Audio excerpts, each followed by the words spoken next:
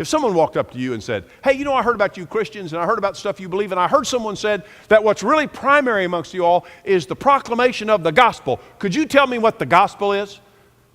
What would you say? What would you say the gospel is? Somebody would say, well, the gospel's the good news. Well, that's good news is good, and that is absolutely, literally a translation of what the word gospel means. But when someone asks you what the gospel is, they're asking you what are the elements that make up the meaning of the gospel.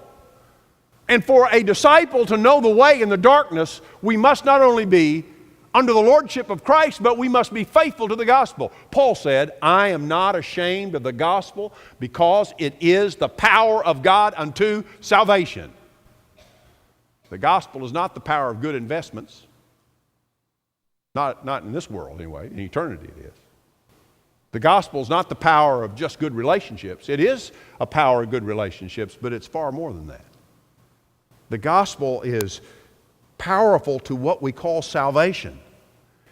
And when we talk about the gospel today, we have to be so careful because it's being perverted so easily by so many.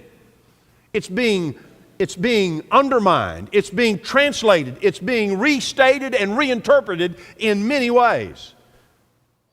There are many in media ministries and new denominations that would give us the idea that the gospel is about our wealth, or the gospel about our health, or the gospel is about our good feeling or our goodwill, or the gospel is about a better life, or a gospel is about having peace within, or the gospel is beneficial to you, or the gospel is about healing. Let me tell you what the gospel is about. The gospel is about we're all going to hell.